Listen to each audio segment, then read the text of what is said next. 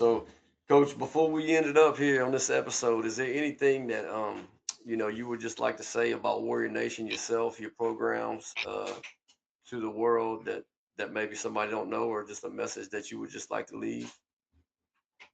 I'll say this, and I'll say this to anybody that wherever you at school, big school, little school, rural schools, metro school, you control what happens at your school with the culture you build. If you build a culture that's attractive to a community, you don't have to get labeled as a person running behind kids because we know how big that is. You Right, understand? right. People gonna run behind you. Mm-hmm. You know, people gonna run behind you based on what you're doing for your school community, what you're doing for your individual athlete, how important they are to you. All those things go hand in hand in building a winning culture.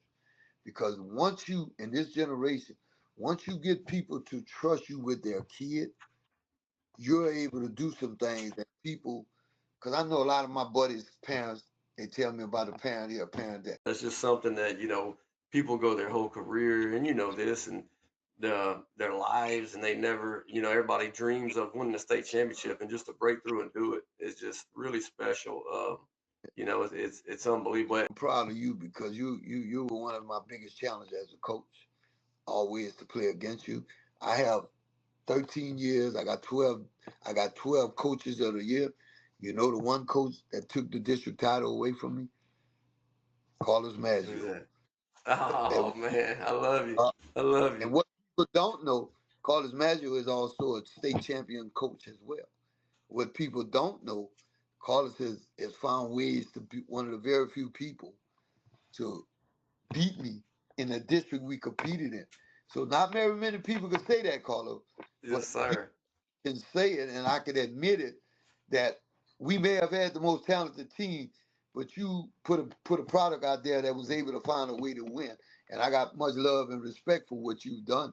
And just like what you're doing now, it's community based. Now tell the FEMA people we need our money so we can tear this building down, and she can fulfill her dream by building a state of the art school where we That's can right. really attract kids from all over. She went into a few little things, and she said, I just want to give my kid a better opportunity because I know my kid. What she was basically saying, I want to put him in a situation where somebody's going to be over him, so he got to do the right thing. Hmm. He was. I didn't know she was telling me he was going to be a pretty good athlete. Yeah. Now, all I know is I